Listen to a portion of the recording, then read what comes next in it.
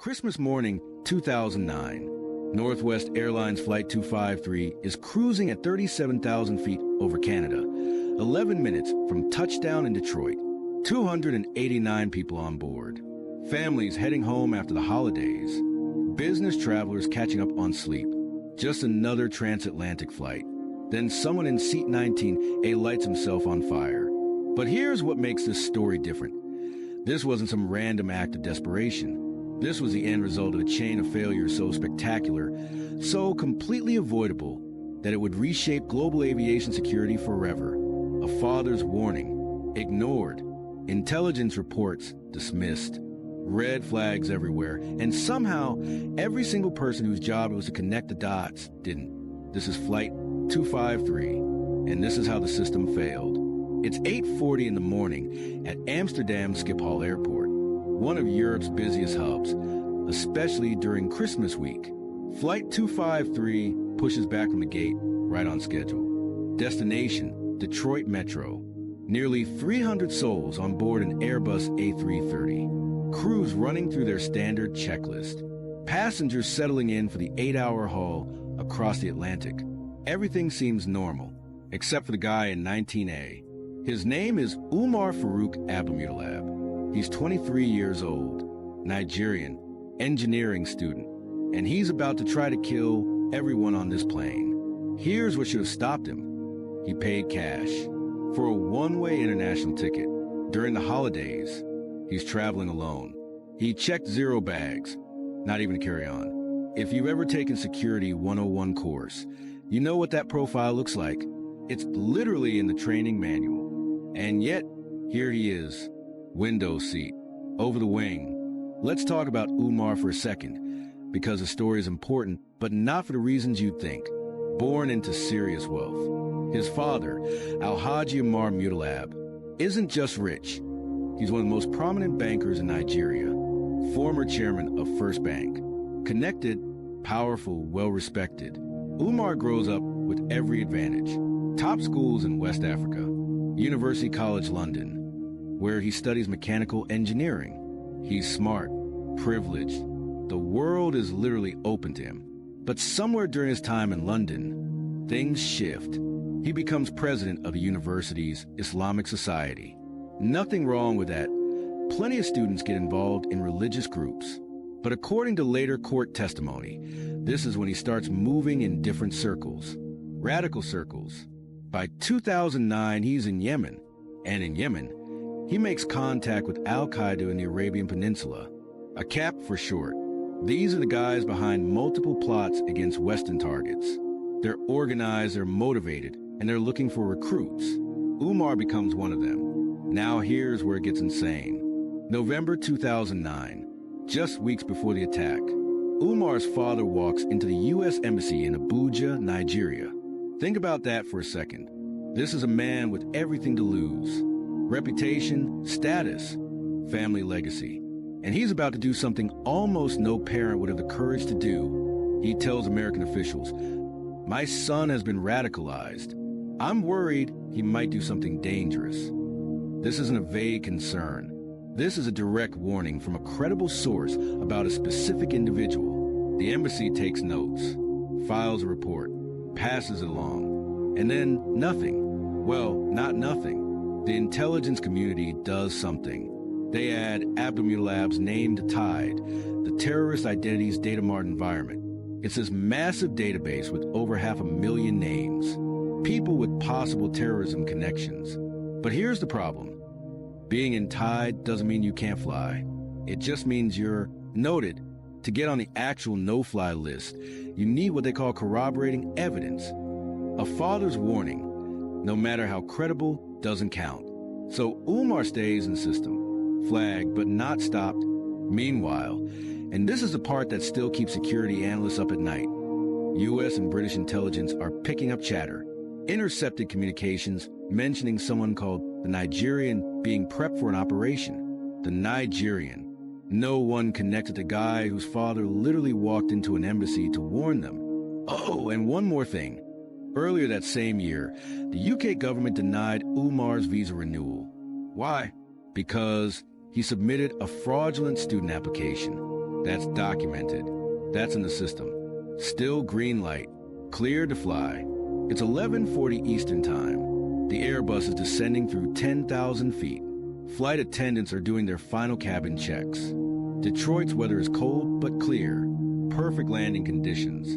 Then people sitting near row 19 start hearing weird sounds, like firecrackers popping under a blanket. One passenger later described it as muffled pops. Then they see smoke, then flames. Abdulmutallab has just tried to detonate an explosive device hidden in his underwear. And for reasons that probably saved everyone's lives, the device malfunctions. It doesn't fully explode, it just ignites. Which means Umar is now literally on fire. Chaos breaks out. People are screaming. The smell of burning chemicals fills the cabin. And then something extraordinary happens. A Dutch filmmaker named Jasper Scheringa is sitting a few rows back. He sees the flames and he doesn't freeze, he moves. Jumps over seats, grabs Abdulmutallab, yanks him out his chair, drags him to the floor. Other passengers rush in. Flight attendants grab fire extinguishers. Within seconds, they got the fire out and Abdulmutallab pinned to the ground. The pilots are on the radio. We have a situation. We need emergency services on the ground. The plane lands. Hard, fast, but safe. FBI agents board before anyone else gets off. Abdulmutallab is taken into custody, transferred to a hospital under armed guard, and then to a federal detention center. All 289 passengers walk off that plane alive. But make no mistake, this was not a success story. This was a systems failure that just happened to end without mass casualties. At first, Abdulmutallab lawyers up, stays silent. But a few weeks in, according to Department of Justice records, he starts talking. And what he says is chilling. He admits everything. The training in Yemen, the handlers, the mission. He names names, describes the operation, lays it all out. In October 2011, he pleads guilty. All charges: attempted use of a weapon of mass destruction, attempted murder of 289 people. February 16th, 2012, sentencing day. Judge Nancy Edmonds doesn't mince words. She looks at Abdulmutallab and says, "You had a mission to kill everyone on that plane for consecutive life sentences, plus 50 years. No possibility of parole, ever. He'll spend the rest of his life in ADX Florence, the Supermax prison in Colorado where they send the absolute worst of the worst." Here's the thing. He failed. But not because the system worked. He failed because the device malfunctioned and because ordinary people acted with extraordinary courage. That's not security. That's luck. So what changed? Everything. Within weeks, the U.S. rolled out full body scanners at airports nationwide. Those machines that show, well, everything. That's because of Flight 253. Watch list protocols got completely overhauled. The criteria for moving someone from noted to no-fly changed dramatically. Intelligence agencies rewrote their information sharing rules. But the real lesson here is about something called layered security. Think of it like Swiss cheese. Each layer has holes. But if you stack enough layers, the holes don't line up and nothing gets through. Flight 253, every single layer had a hole and they all lined up perfectly. Visa denial, missed. Father's warning, logged, not escalated. Cash ticket, no luggage, solo holiday travel, flagged but clear. Device screening, didn't detect non-metallic explosives. The only layer that held was human instinct. Passengers and crew who refused to be victims. That's what security professionals call a single point of failure. And it's terrifying. This case forced a complete rethink of how we assess risk, how we share intelligence, and how seriously we take warnings from credible sources, even uncomfortable ones, especially uncomfortable ones. Right now, Umar Farouk Abdulmutallab is sitting in a cell in the Colorado mountains. He'll never leave. Flight 253 landed safely.